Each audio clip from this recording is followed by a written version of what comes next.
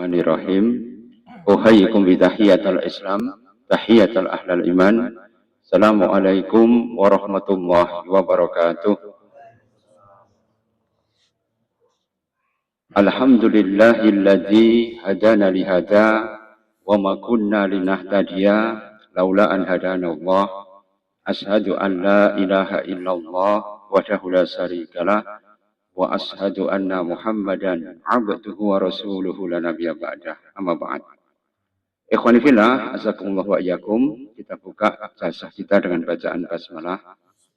Bismillahirrahmanirrahim.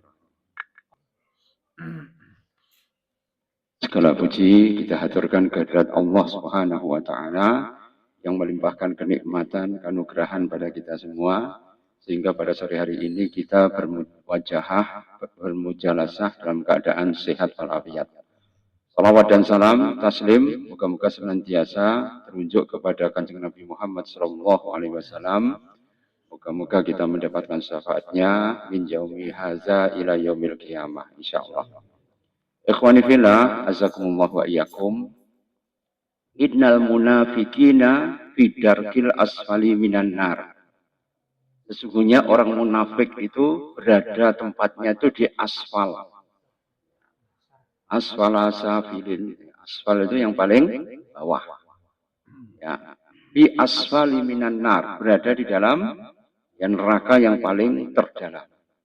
Kenapa? Karena mereka itu dohiruhul Islam, dohiruhul iman, wa batinuhu kafir. Jadi mereka itu tampaknya itu beriman, tampaknya itu berislam, tapi fi batinihi kufrun, tapi hatinya dalam keadaan kafir. Kafirnya bagaimana? Hatmul Islam. Mereka itu menghancurkan Islam. Caranya bagaimana? Dikatakan oleh Umar bin Khattab, hatmul Islam bisalasin. Hancurnya umat Islam karena 3 hal. Yang pertama adalah zalatil alim. Kalau kemudian orang yang berilmu itu kemudian terpleset. Alias apa? Terpleset atau memplesetkan diri, tidak tahu, tergantung inamal amalu biniyat. Zalatul alim, yaitu kalau seseorang itu kemudian ya terpleset ya dari jalan ilmu. Kemudian yang kedua, jidalul munafik bil Quran. Yaitu kalau orang munafik itu senangannya berdebat dengan Quran. Karena itu ikhwani fillah, azakumullah wa iyyakum, ketika kemudian Islam itu tampak izul Islam wal muslimin, mereka itu keri di dalam hatinya. Dan menunggu-nunggu ya supaya kemudian mereka bisa mendapatkan kesempatan untuk menghancurkan Islam itu dari dalam. Caranya bagaimana? Menimbulkan walking, fitnah, namimah, dalam rangka supaya apa? Kekuatan kaum muslimin itu kemudian menjadi retak. Karena memang dalam hadis dikatakan sastaftariku hadil ummah salasina wa sab'ina firqah. Sesungguhnya umat ini akan terpecah menjadi 73 golongan. Kulluhum finnar, maka semuanya masuk neraka. Illa wahidah, kecuali hanya satu. Ana wa ma'alaihi wa ashabih, yaitu adalah siapa yang mengikuti Kanjeng Nabi dan kemudian mengikuti para sahabat. Dan itu ternyata mengikuti Nabi dan mengikuti para sahabat itu pun masih dipertentangkan lagi. Sehingga ma'asyiral muslimin yang ada ya kita bagaimana? Yaitu berusaha untuk tetap ikhlas. Bagaimana cara berikhlas? Yaitu adalah kita menghindari yang namanya ma'rokah. Adamu maidanatil ma'rokah. Kita menghindari medan-medan yang membuat kita itu benturan dengan orang lain. Karena itu sabar itu luhur wakasane ya ini. Baik kita tetap dalam keadaan sabar, maka kita harus yang namanya menahan diri. Ya, kalau kita kemudian nyadoni, yora mari-mari nanti akhirnya. Antum bisa melihat Mbah Yai Mim dengan Mbak Suhara orang mari-mari. Ya, karena apa? Itu tadi mereka merasa benar di medsos. Sehingga timbangan benar atau salah itu tergantung netizen sekarang.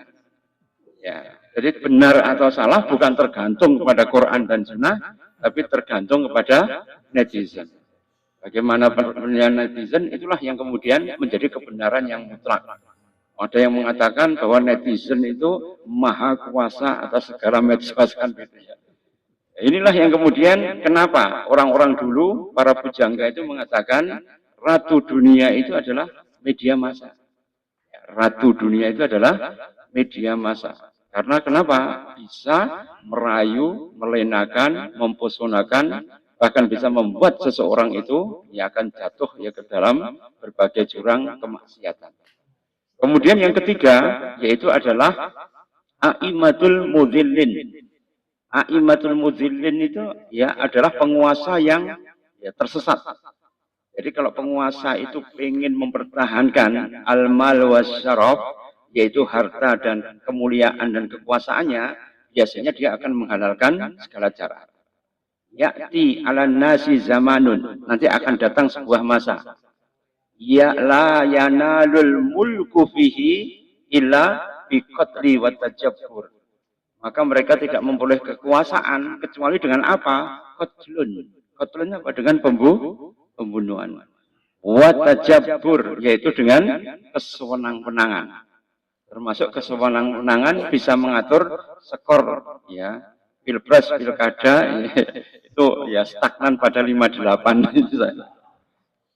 Kira-kira ya meh podo kuwi ya, itu ada tajabur ya. Yaitu ada memaksa dengan kesewenang. La yanalul mulku fihi illa bil qatli wa tajaburi. Karena itu ikhwanillah ya tiga-tiganya ini berbau munafik semua. Dalatul alim itu adalah seorang alim tapi munafik mencari ya dunia dengan segala cara. Ya, karena itu wailul li ummati min ulama isu. Celakalah umatku kalau ada ahli ilmu tapi mereka itu buruk atau jahat. Bagaimana? Ya, mereka itu yattakhidu hada ilma tijarah. Mereka menjadikan ilmu itu hanya sebagai bahan perdagangan. Ribhan li anfusihim, hanya untuk mencari kepentingan dirinya sendiri. La arbakallahu tijaratahum, maka tidak akan beruntung sama sekali perniagaannya. Ini akhirnya. Jadi kalau kemudian orang berilmu, zalatul alim, itu ketika mereka itu kemudian terpeleset, hanya yatakhidu hadal ilm, menjadikan ilmu itu menjadi tijarah, yaitu hanya barang dagang. Karena itu ikhwanifillah, azakumullah wa iyakum, sekarang itu banyak sekali orang-orang yang memperjualbelikan ya fatwa dalam rangka hanya untuk memenuhi keinginan atau kerakusan para penguasa. Karena itu kemudian kalau zaman sudah seperti itu, ya maka kita harus kemudian berlindung kepada Allah Subhanahu wa taala, tapi Allah menjanjikan kita mendapatkan li ajri khamsina siddiqon bima sodaqo bihi. Maka dia akan mendapatkan pahala 50 orang yang sidik ya, apabila dia membenarkan ketika masa itu terjadi. Ya, antum sidik kemarin yang kita bahas dulu ya tentang orang yang berjalan di atas sirat kan yang pertama adalah sidikun kan. Ini sudah kita bahas lama sekali tapi pembahasannya belum selesai di Masjid Asyura ya, belum selesai. Tapi di sini sudah selesai lama ya dulu. Yaitu yang pertama kali lewat sirat itu adalah sidikun, yaitu orang-orang yang sidik. Maka orang yang sidik ini akan mendapatkan pahala yang banyak dan antum kalau istiqomah pada masa yang sulit itu mendapatkan khamsina siddiqin, mendapatkan pahala 50 orang yang sidik. Karena itu ikhwanifillah azakumullah wa iyakum, maka inilah ya salah satu ciri-ciri daripada orang munafik itu ada 3 kalau ditarik lagi pada hadis ya, di Abu Hurairah, ayatul munafikin salasun, tanda-tanda orang munafik itu ada 3. Man haddasa kazzaba, ngomong mesti goroh. Man haddasa kazzaba. Wa in wa'ada akhlafa. Kalau kemudian dia berjanji, mesti belenjani. Senengane belenjani janji. Wa idza tumina khona. Nah, ini mereka gampang sekali ya, melakukan pengkhianatan. Karena itu orang yang berkhianat nanti di budungnya itu dikai bendera, khoin, bendera pengkhianat. Ya, pengkhianat dalam bentuk apapun, karena mereka ya kadang-kadang hanya untuk mencari kepentingan sesaat, itu kemudian mereka itu berkhianat dengan kebenaran yang sudah diyakini bersama. Dan itulah yang nanti akan membuat ya mereka itu ya memang mendapatkan kesenangan sementara hatta mataun ilahi, sampai kemudian pada masa yang sudah ditetapkan oleh Allah Subhanahu wa taala. Karena semua makhluk itu ada ajalnya. Wa idza jaa ajaluhum la yastakhiruna sa'ah wala yastaqdimun. Jadi semuanya pasti ada batasnya. Enggak bisa dimajok nih, enggak ada diundurkan lagi. Karena itu ikhwan fillah, ya, maka ya al-munafikun ini itu pasti mereka itu berada di dalam lingkaran tiga ini. Kalau ngomong mesti goroh, nek janji mesti belenjani, nek diberikan amanah mesti berkhianat. Dan itu terjadi pada semua masa gitu. Jadi Pati Unus itu diberikan oleh Ratu Kaliyamat itu 300 kapal perang.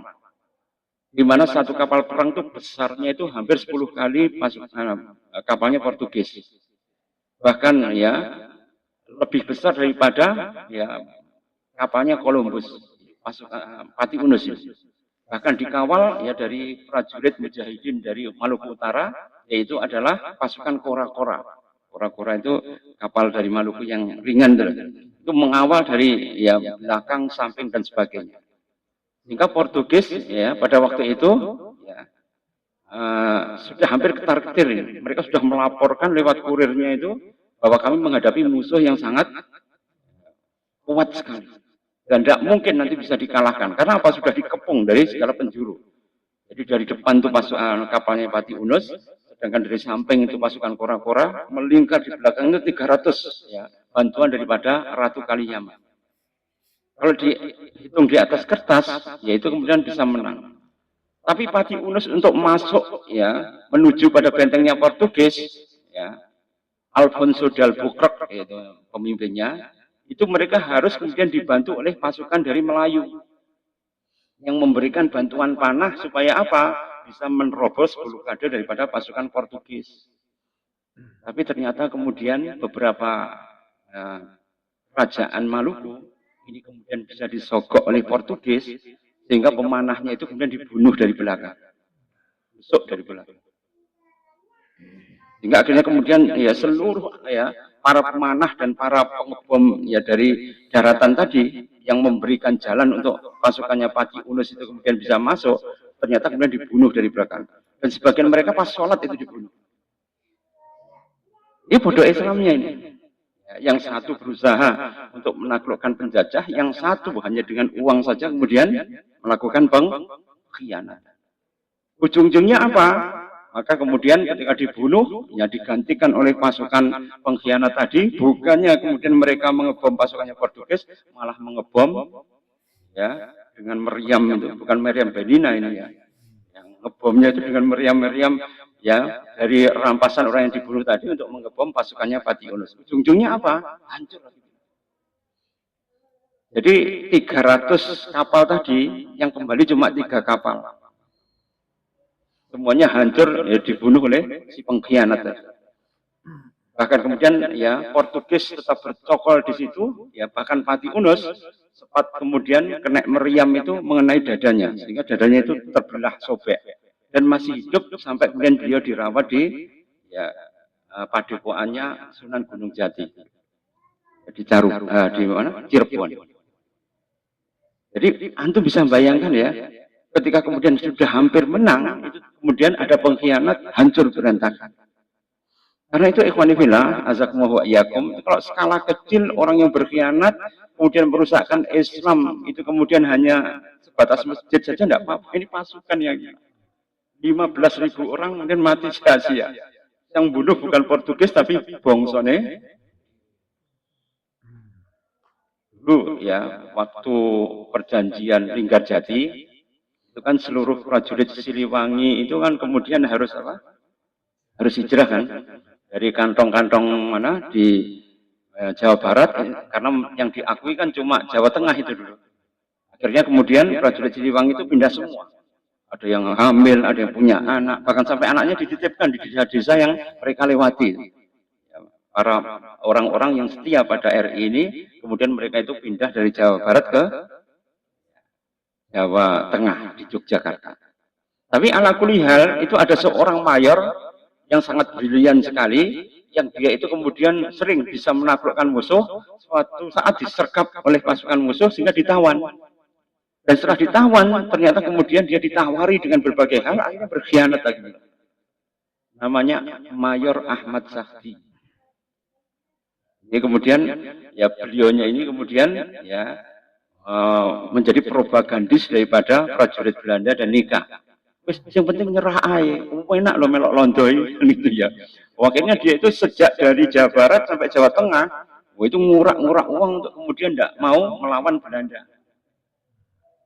Tapi ternyata dia itu ketika zaman sudah berubah, ya dari orde lama ke orde baru, ternyata dia masih mendapatkan jabatan yang mentereng di orde baru. Itu namanya berkhianat nikmat kan gitu ya. Terus berkhianat, orang konangan, kemudian masih mendapatkan jabatan sampai mati. Jadi memang ada yang seperti itu, ma'asyiral muslimin. Tapi apakah pengadilan oleh Allah Subhanahu Wa Taala selesai sampai di situ? Kan tidak. Ya.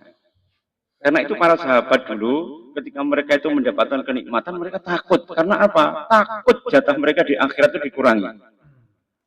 Takut mereka itu, malah para sahabat itu begitu mereka berislam, benar-benar mereka itu menerapkan ya agama Islam, maka rezeki itu dicurahkan oleh Allah Subhanahu Wa Taala.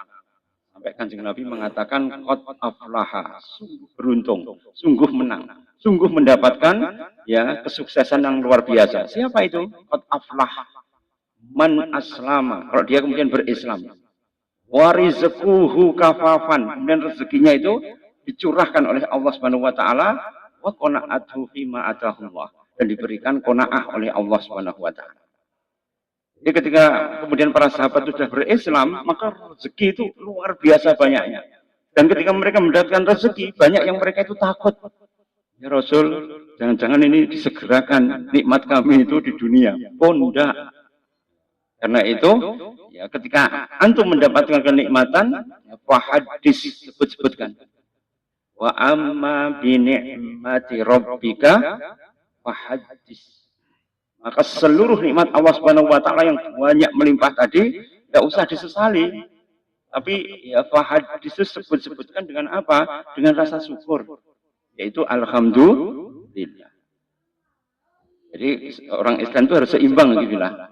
Tidak boleh terlalu kemudian melankolis, juga tidak boleh terlalu ya style PD, tidak boleh.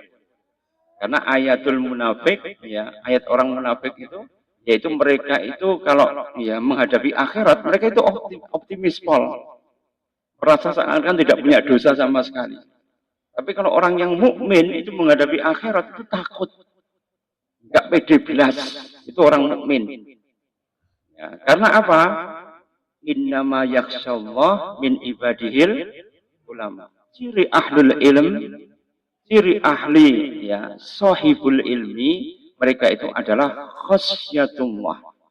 Yaitu mereka itu takut kepada Allah Subhanahu wa taala. Ya, karena itu ikhwani fillah, maka inilah yang kemudian yang menjadi dawabit atau patokan buat kita semua hidup di dunia ini, maka kita harus hati-hati. Supaya apa? Sifat-sifat itu tidak menempel. Ada hadis lain ya. Arbaun mangkuna fihi kana fihi munafikon kholison. Ada 4 hal yang apabila didapati pada seseorang, maka sungguh dia itu merupakan munafik yang sejati. Real munafikin. Real munafikin. Apa itu? Wa idza tumina khana. Kalau dia kemudian ya, diberikan amanah, pasti melinjani janji atau mengkhianati. Yang kedua, wa idza ahada ghadara. Apabila kemudian dia berjanji, pasti dia akan kemudian menelikung dari belakang.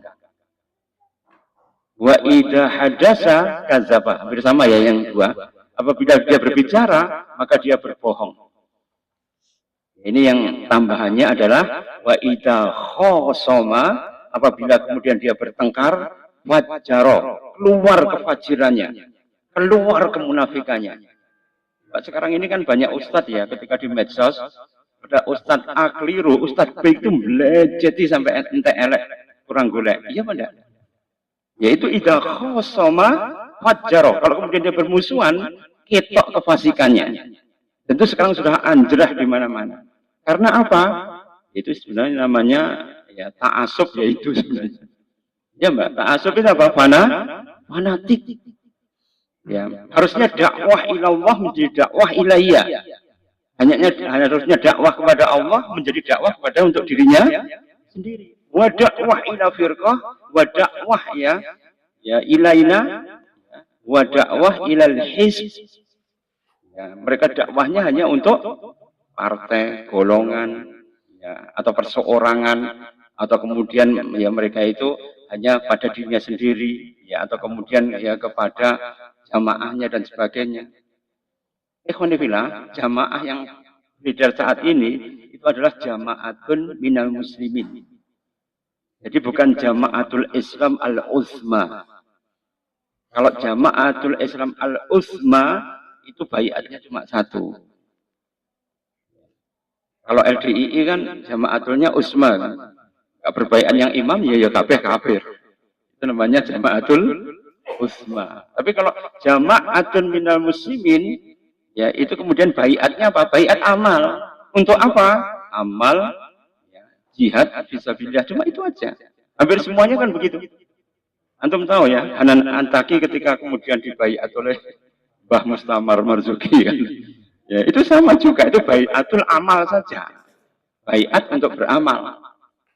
Kan banyak ya firqah-firqah ya, yang kemudian mereka itu baiat satu dengan yang lain itu dalam rangka apa? Untuk baiatul amal, bukan baiatul uzma. Ya, karena itu ada beberapa jamaah yang menerapkan uzma sehingga di luar mereka itu sebagai kafir. Itu salah penompo loh gitu. Ujung-ujungnya apa? Menimbulkan banyak friksi di antara kaum muslimin. Dan kalau dia mengkafirkan, jatuhnya apa? Khawarij. Ya, khawarij itu apa? Yaitu kemudian mereka mengkafirkan saudaranya sendiri. Ini ikhwanifillah kan berbahaya sekali ini. Cara berpikir yang distorsi tadi. Karena itu idza khosoma fajaro. Kalau mereka kemudian itu bertengkar, mesti keluar kefasikannya. Ya. Dan nifaknya itu sebenarnya di situ. Ya. Karena itu waman wajada khoslatun fihina, ya, maka itu adalah min khoslatun nifak. Apabila mereka menemukan satu saja di antara empat itu merupakan tanda-tanda kenifakan. Tapi kalau dia bisa menghilangkan, maka hilanglah semua kenifakan tadi. Kalau ngomong, ya kan biasanya kalau sebuah jamaah besar ya, itu kemudian mau rusak, itu sebagian yang mau lepas itu biasanya kasak khusuk dulu. Paham ya itu ya? Kasak khusuk dulu, dan kemudian membuat framing, narasi, dan walking. Yang benda. Ya. Kalau sudah seperti misalnya ini, di NU kan berdiri yang namanya PWILS. Perjuangan Wali Songo Indonesia Laskar Fisabilillah. Tapi ternyata kumpulan para dukun kan di dalamnya. Yang itu kemudian melawan ya hegemoni para habaib. Ya benda. Ya, itu di Semarang itu ada Wali Agung Mbah Seno. Itu kemudian ya diberikan gelar menjadi bin Yahya. Wah, akhirnya kemudian geger kan. Ini PWI itu cuma ngebruk di kuburan doa. Dianggap ya habaib itu ya memperbudak ya orang pribumi. Caranya bagaimana? Gebiah uyah. Nah, gebiah uyah seperti ini fajaro ini. Wa idza khosoma fajaro. Kalau kemudian mereka itu bertengkar mesti ketok. Jadi hampir semua firqah juga begitu. Dulu HT itu kan ya, ada yang Syabab Hizbut Tahrir, ada yang Hizbut Tahrir, ada yang Hizbul Khilafah, itu kan perbedaan cara berdakwah saja. Karena itu ketika mereka kemudian ya enggak sepakat, akhirnya kemudian ya terjadi friksi tadi. Salafi juga ada yang menuduh bahwa berafiliasi politik, berarti sururiyin. Bagi mengikuti Ali Halabi, berarti halabiyin. Oh ini mengikuti Sayyid Qutb, Qutbiyin. Hampir semuanya menjadi biyin semua. Karena apa? Cara memandangnya berbeda. Ujung-ujungnya apa? Satu dengan yang lain lupa bahwa itu adalah saudaranya. Ujung-ujungnya apa? Wa idza khosoma fajar. Apabila mereka itu kemudian saling khosoma, maka mereka itu keluar kefajirannya itu masing-masing. Kita pun juga akan begitu akhirnya. Mana orang yang paling menang, orang yang sabar.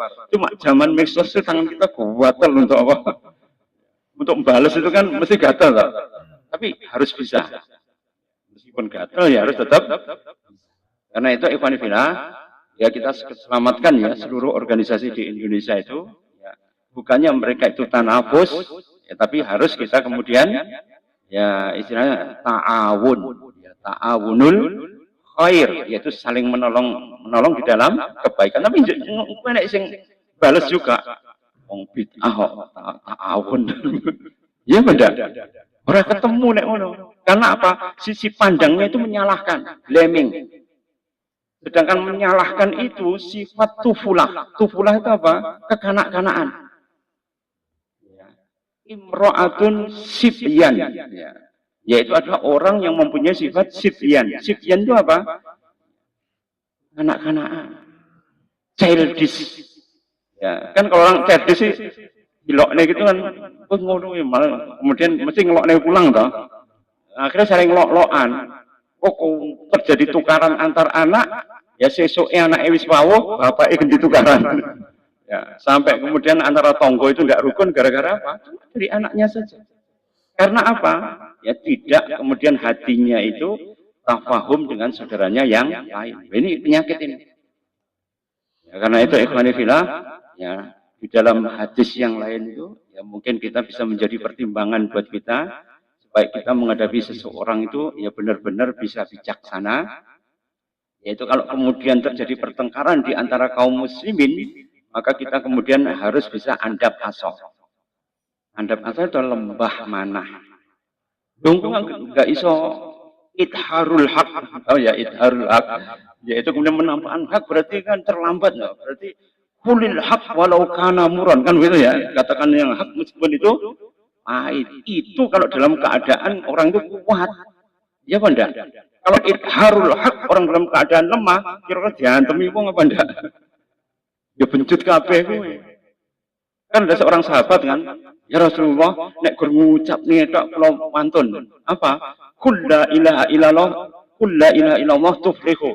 Ya, maka dia berdiri di dekat Ka'bah kemudian mengatakan, "Qul la ilaha illallah tuflihu." Diantemi tenan. Abu Bakar, Ibnu Mas'ud, Abu Dzar Al-Ghifari. Itu contoh orang yang idharul haq dalam keadaan lemah, ujung-ujungnya apa? Merugikan dakwah. Karena apa? Secara keseluruhan, ya stigmatisasi pada dakwah itu menjadi semakin kental. Tapi diperlukan juga, tapi aja akeh-akeh. Cuma 3-4 orang saja. Supaya apa? Supaya tidak terjadi ya gelombang masif pemberangusan daripada dakwah yang masih muda. Nah itu ikhwani fillah, coba antum bayangkan ya, seorang babinsa itu menyobek jadwal taklim itu ya, masjid di Tanjung Priok itu ya. Kemudian dia masuk ke masjid itu tanpa menggunakan sepatunya tidak dilepas. Akhirnya kemudian membuat orang situ marah, demo. Nah, demo itu berkembang, kemudian diolah sedemikian rupa menjadi bentuk bahwa ini makar. Sehingga ketika mereka itu demo, ya mereka akhirnya kemudian ya ketika bergerak ditembaki semua.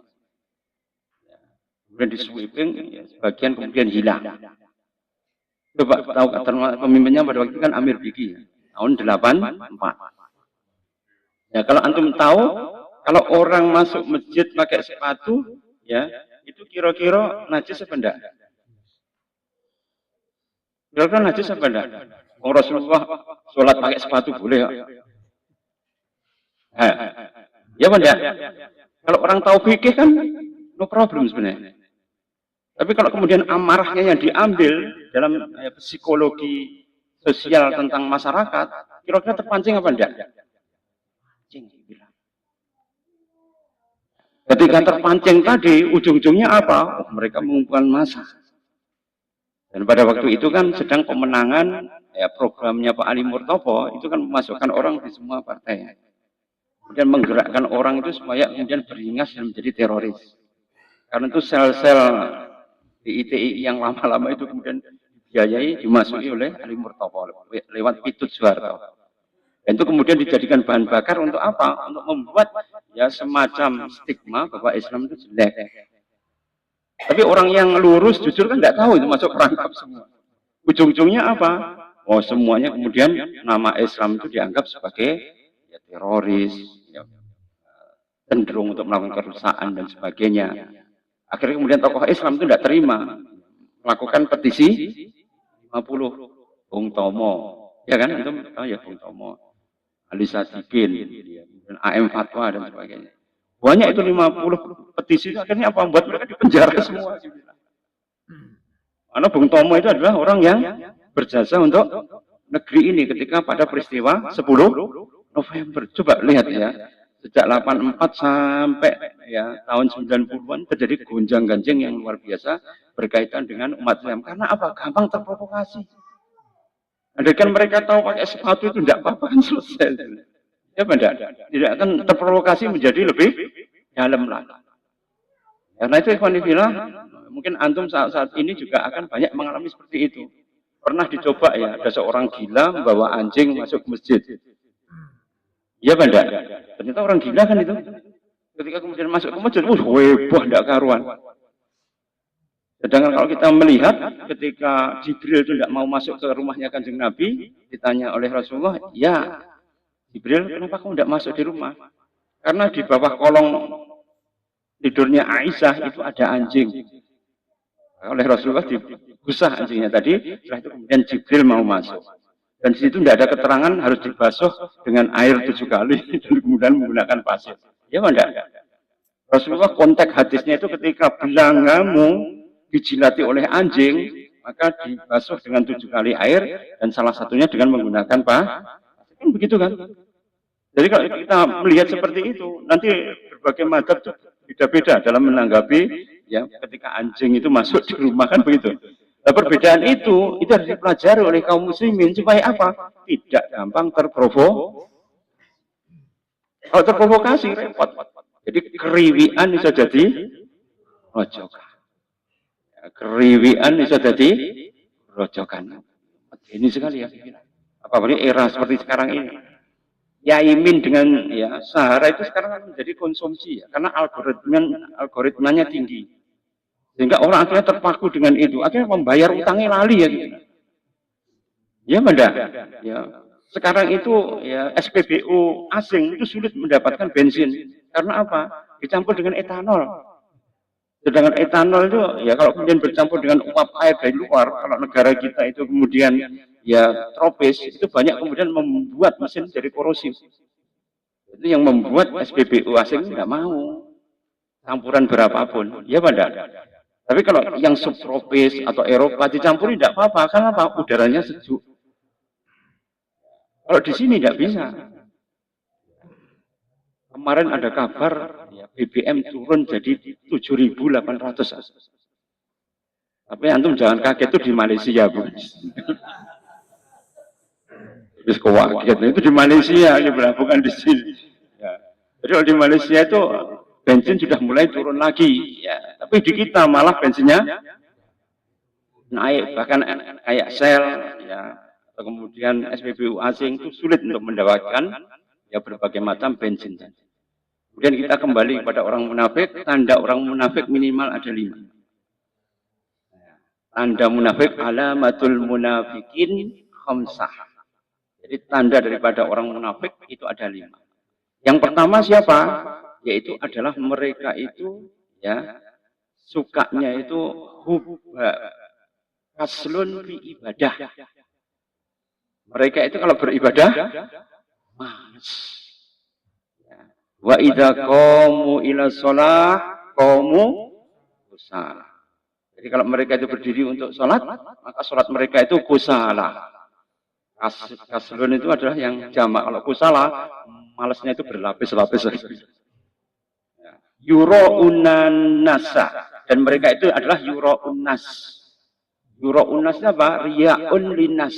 Mereka itu riya' ya ketika beribadah itu pengennya hanya dilihat oleh manusia. Wayat kurunomoha illa qalillah. Dan mereka tidak mengingat Allah kecuali hanya surat An-Nisa 142. Kalau antum membaca di situ itu, ya, innal munafiqina, sesungguhnya orang munafik itu yukhadi'unallah. Mereka itu sering kemudian menipu Allah Subhanahu wa taala. Wa huwa, ya, yukhadi'uhum. Tapi mereka sebenarnya yang tertipu. Karena apa? Tertipu kelihatannya untung di dunia, tapi di akhirat bidarki asfali minan nar. Dulu Agus Salim pernah bercerita, ya, dia kan ahli bahasa kan. Itu sering diundang oleh orang Yahudi, Freemasonry dan Illuminati serta Teosofi itu untuk menerjemahkan kitab-kitab aneh. Ya, kitab aneh itu ternyata kitab kebatinan dan perdukunan yang digunakan untuk Teosofia. Jadi yang membuat aliran sesat itu adalah aliran Teosofia.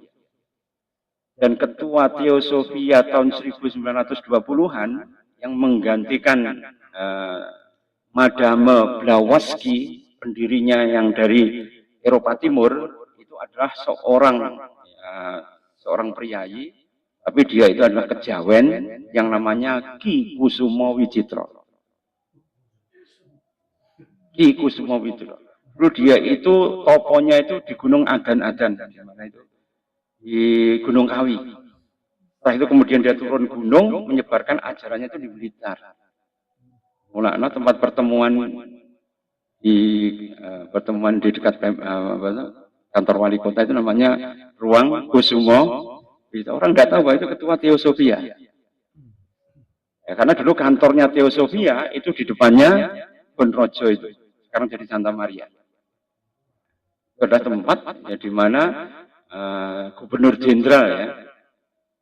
Gubernur jenderalnya dulu itu berusaha untuk menyalin kitab-kitab termasuk mujarobat.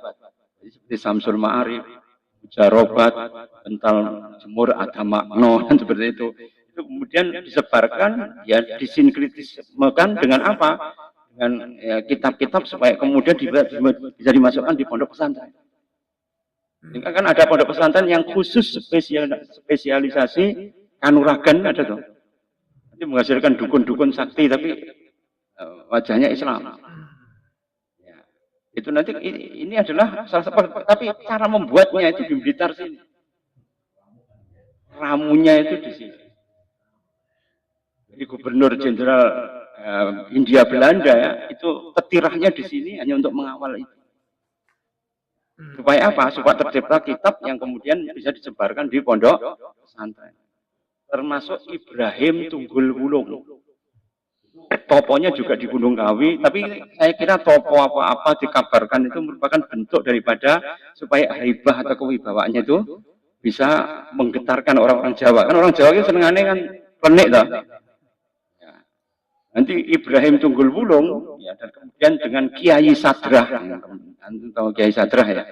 Kiai Sadrah itu adalah, ya, pendeta Kristen yang itu kemudian, ya, menyebarkan ajarannya itu, ya, kepada orang-orang sehingga dia sangat pandai sekali berdebat sehingga banyak orang Islam yang murtad. Kiai Sadrah. Sayang dia tidak diakui oleh kekristenan Belanda karena apa? Bojone akeh. Ketika orang itu sudah berwibawa kan, ya, sehingga kuat belayat apa? Kan masna walusura sawaruba itu. Itu yang kemudian tidak kuat belayat, yaitu termasuk Ibrahim Tunggul Wulung. Kiai Abdullah itu nanti akan berubah menjadi Kiai Sadrah. Itu pernah ngaji juga di Tebu Ireng, tapi kemudian dimurtadkan, ya. Dan kemudian dia, ya, mendirikan banyak sekali gereja-gereja yang kemudian berbau dengan kejawen. Ini akhirnya kejawen bisa dimasuki oleh kekristenan karena itu. Itu yang meramu itu ya di sini. Ya. Coba kira-kira Blitar itu, ya, kan ya rodok wangel. Ya. Termasuk juga yang karena itu kenapa Mbah Yai Abdullah, ya, pendirinya Pondok Sendang, ya, Maulana Wapal. Ya. Itu dulu kenapa kok dekat-dekat situ karena memang zamannya Mbah Abdullah, zamannya Mbah Yai Nur. Mbah Yai Nur itu yang punya Masjid Ar-Rahmah itu. Baik Pak Zazuli, tahu ya? Masjid Anur tahu ya? Apa? Dulu Musola Anur, sekarang menjadi Masjid Ar-Rahmah itu. Itu dulu punya Mbah Nur itu. Mbah Nur itu, ya, musuhnya Van der Plas. Jadi gubernur Hindia Belanda namanya Van der Plas. Ya, Van der Plas itu yang membuat banyak sekali kitab-kitab yang kemudian disebarkan kepada seluruh orang-orang yang ya, dianggap Islamnya itu mumpuni, tapi sebenarnya dia tidak berilmu. Supaya apa? Dia jadi agent mereka. Termasuk Ibrahim Tunggul Wulung, Kiai Abdullah, Kiai Sadrah, dan sebagainya. Itu nanti kemudian dipasang ya menjadi benteng utama mereka untuk melakukan ya pemurtatan. Karena itu Ikhwan bilang, azakumullah wa iyyakum, inilah kemudian wajah-wajah munafikun akan terlihat ya ketika ditawari harta atau kemuliaan Islam. Kalau kemuliaan Islam berarti kan ya mereka harus benar-benar berjuang dari awal kan. Tapi ini yang mereka harus kemudian berusaha untuk mengikhlaskan tadi hanya kepada Allah lillahi ta'ala. Itu yang pertama. Yang kedua, yaitu mereka itu hubul kadzib. Seneng goroh. Hubul kadzib. Itu pada surat Al-Munafikun ayat pertama. Idza ja'akal munafikuna qalu innaka nasyhadu wallahu ya'lamu wallahu yashhadu innaka la rasulullah wallahu yashhadu innal munafiqina kadibun. Itu ada lam takkidnya. Wallahu ya'lamu innal munafiqina lakadzibun. Jadi mereka itu senengannya apa? Berbohong. Sering membuat hoak, sering membuat fitnah, sering membuat namimah. Sehingga akhirnya membuat orang Islam yang kemudian mereka itu jahlul ya, jahlul basit ya. Jahlul basit itu bodoh yang sederhana. Tapi kalau sudah jahlul murakab itu disertai dengan ambisi, rojo angel didanjani. Tapi kalau jahlul basit karena memang tidak tahu. Jadi kalau diberitahu dia kemudian bisa sadar. Ini kemudian datanglah orang-orang yang memberikan narasi yang keliru. Oh, Islam itu agama keras. Oh, Islam itu anti feminisme. Coba anti feminisme menghasilkan apa? Dalam podcast seorang selebritis dikatakan, oh ini hasil kami yang melakukan gerakan feminisme, seorang wanita bisa berzina 1000 kali dengan laki-laki. Tambah ngeri kan? Ya Pak, feminisme tapi ya, masuk ke dalam jurang kerusakan. Nah, coba sekarang ini kemudian gambar feminisme, oh Iran pada waktu Shah Reza, itu kemudian orang bebas pakai you can see, pakai dan sebagainya kan begitu kan? Oh sekarang apa? Pakai cadar. Di Irak juga begitu. Dulu zaman Raja Fuad ya itu semuanya serba bebas. Ya zaman tahun 20-an 30-an itu ketika kemudian negara Islam kalah perang, maka seluruh negara barat itu menyebarkan yang namanya imperialismenya dan menyebarkan yang namanya ya kebebasan mutlak. Karena itu Shah Reza ya atau kemudian juga Raja Fuad atau ya apa Raja Mesir ya Al Farouk pada waktu itu kan pesta-pesta dansa-dansi ala barat semua. Pakaian kan you can see, pakaian dan sebagainya. Coba di tanah Jawa kan ya begitu kan. Ketika Pangeran Diponegoro kalah, zaman Hamengkubuwono ke-5, itu semua tari lawong oleh pria diganti dengan tari bedoyo tawang yang menggunakan itu sejak Raden Menot. Raden Menot itu adalah Hamengkubuwono ke-5. Zaman Diponegoro itu tidak ada. Tulisan dengan menggunakan Arab. Bahasanya Melayu, Arab, dan Jawa. Tarian semuanya laki-laki. Ada hijabnya semua. Tapi ini semua ditutupi oleh ya, kolonialis dalam rangka apa? Untuk kemudian memasarkan daripada budaya mereka. Dan itu yang berperan siapa ya? Munafikun. Ya, agen-agen daripada Belanda. Kemudian yang ketiga, mereka itu serangannya apa? Khodi itu apa? Yang menebarkan ingtang suruh khodawat. Khodawat itu adalah kepalsuan, penipuan. Kan ada sayati ala nazi khoda'atun. Nanti akan datang sebuah masa di mana masa itu penuh dengan tipuan. Yukhadi'una Allah walladzina amanu wa ma yakhda'una ila anfusahum wa ma yas'urun. Bentuk daripada mereka itu senangannya menipu tadi. Kemudian yang terakhir adalah ya'murunal mungkar. Bukan ya'muruna bil ma'ruf, tapi mereka itu ya'muruna mungkar. Al munafiqina wal munafiqati ba'duhum min ba'din ya'muruna bil munkar wa yanhauna 'anil ma'ruf. Ya sebenarnya jadi mereka itu kebalikan daripada ya orang-orang yang beriman. Orang beriman ya'muruna bil ma'ruf wa yanhauna 'anil mungkar. Tapi orang munafik itu kebalikannya, ya'muruna bil munkar. Mereka senangannya menyuruh orang untuk berbuat. Kalau demikian akhirnya untuk mengingatkan kita bahwa orang munafik itu semakin ya tampak di sekitar kita dan kita tidak boleh, oh kamu ketahuan orang munafik tidak boleh ya. Tidak boleh kemudian kita tunjuk muka enggak. Karena Rasulullah itu Abdullah ya, Ibn Salul itu kalau beribadah itu di belakang Kanjeng Nabi. Sop yang pertama. Orang munafik itu kalau beribadah itu kalau kemudian yuro unanasa, kalau mereka itu dilihat manusia, oh giat sekali. Tapi begitu mereka kemudian sendirian dalam rumah, wa idza qamu ila shalah, mereka qamu. Sama demikian lagi bilang, mungkin ada mau ditanyakan? Kita tutup. Iya, maka. Kawan kita saat dia mengatakan, jadi kawan saya ini berdebat, waktu itu saya dengar. Karena dia suami istri itu kalau suami perintah itu taat. Waktu itu dia ini nyuruh bininya berhubungan seks bulan Ramadan. Terus kawan saya bilang lah, bojomu kan suruh ngono, kan dosa. Kan bisa di apa namanya? Lah akhirnya berdebat. Segini saya bilang, kan dulu pun kiai. Cuma saya bilang lah, kan dilarang apa disuruh, ini seperti nantang Allah ini, nantang hukum seperti ditantang. Ini kira-kira masuk munafik nggak kan? Itu salah satu makar daripada iblis. Jadi iblis dulu ketika mengkondisikan supaya Nabi Isa itu kemudian disembah oleh manusia, dia sering kemudian ya menantang Nabi Isa untuk kemudian ya dia itu mengeluarkan mukjizatnya. Hai Isa, kalau kamu benar-benar utusan Allah, jatuhkanlah dirimu itu dari jurang. Dan Nabi Musa kan enggak mungkin mukjizat itu kemudian dipamer-pamerkan kan enggak mungkin. Kalau sesuatu khariqul ada, sesuatu yang ajaib, itu kemudian ditampakkan pada manusia, itu kan berarti istidraj. Jadi Nabi Isa menolak. Tapi kemudian iblis tidak kurang akal. Bukannya kemudian ngejelekin Nabi Musa, tidak malah memuji. Nabi Musa inilah, Nabi Isa itulah orang yang benar-benar pilihan Tuhan. Karena apa? Dia itu saya suruh untuk kemudian masuk ke jurang, dia tidak mau. Itu berarti Nabi beneran. Dan Inah merupakan benar-benar anak Allah. Jadi sudah dinarasikan oleh iblis sebelum Nabi Isa wafat, tapi Nabi Isa kan tidak diberitahu oleh Allah bahwa nanti kelak dia itu akan dipertuhankan oleh manusia. Tapi iblis sudah membuat narasi sejak itu. Ketika beliau itu bisa menghidupkan orang mati. Dalam Injil orang mati namanya Lazarus ya, mati hidup lagi. Kemudian membuat lumpur itu menjadi burung.